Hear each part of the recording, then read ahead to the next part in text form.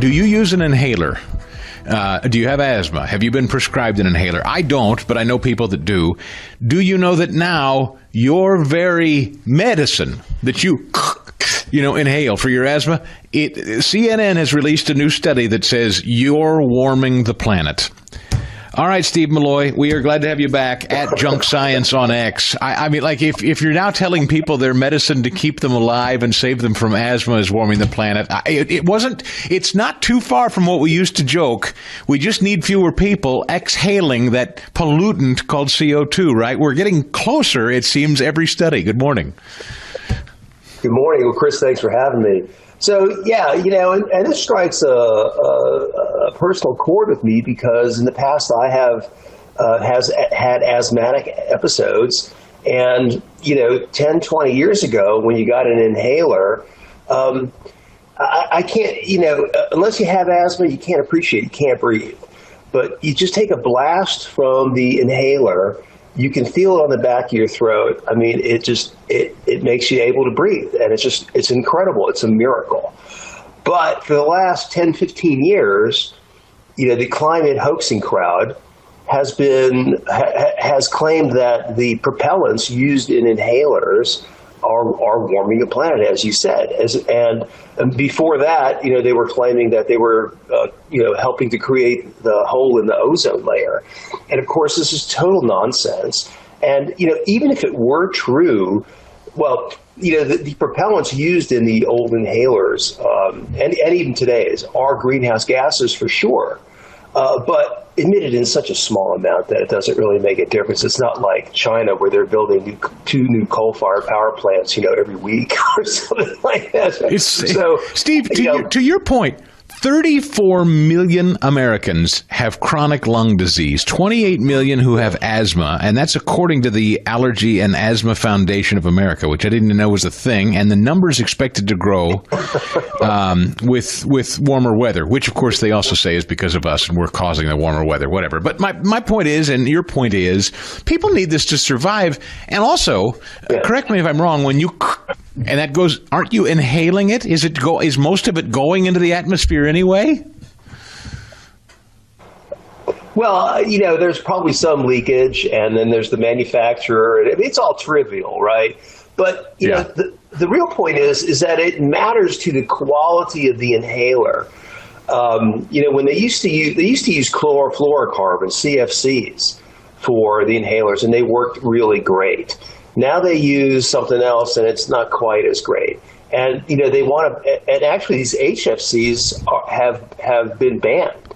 And even during the Trump administration, Congress passed a bill which President Trump signed about refrigerants banning these HFCs. So I mean, this is a real problem for people.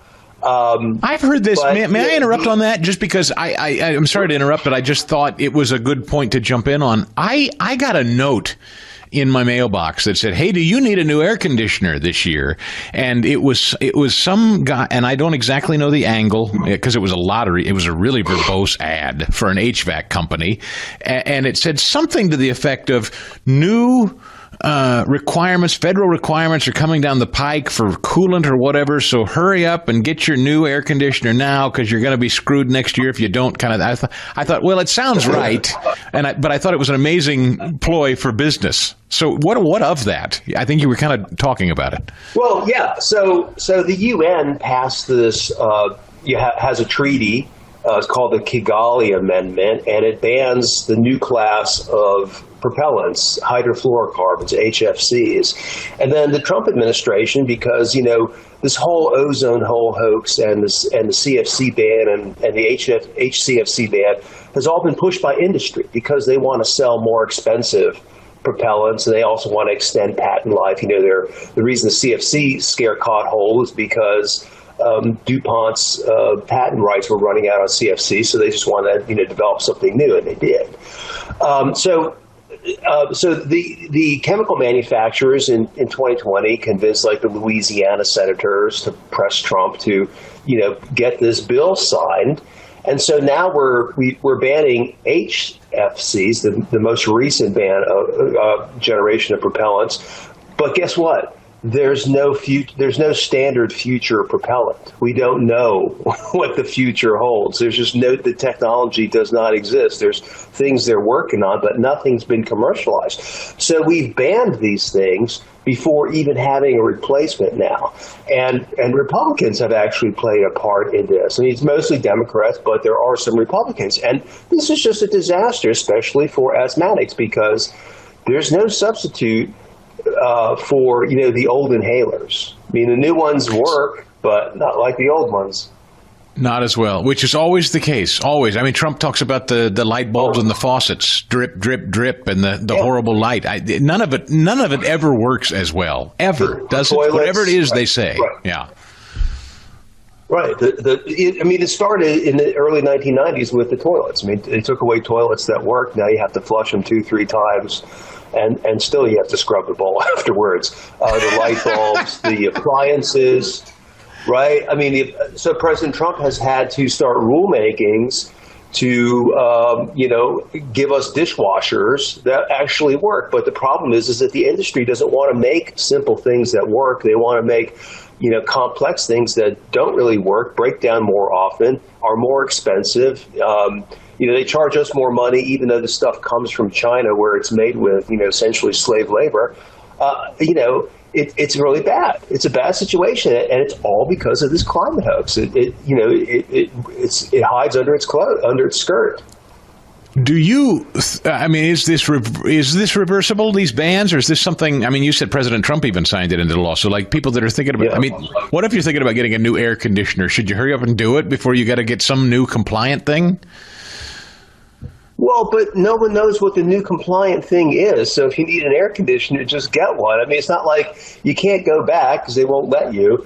You can't really go forward because it doesn't exist. So all you have is what's available. And of course, it costs a lot, regardless of what kind of air conditioner you get. It costs a lot more to recharge them and to repair them now because the propellants are more expensive. Right? This goes for your car air conditioner, just refrigeration, just everything. And there's no benefit to any of this. I mean, the ozone hole thing was a hoax.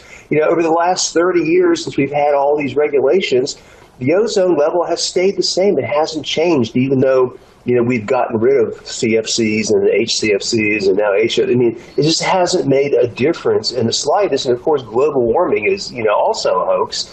And we're just being screwed because unfortunately, Republicans, I don't know what it is. I love President Trump. He's great. But all other Republicans, when it comes to these environmental issues, they really suck.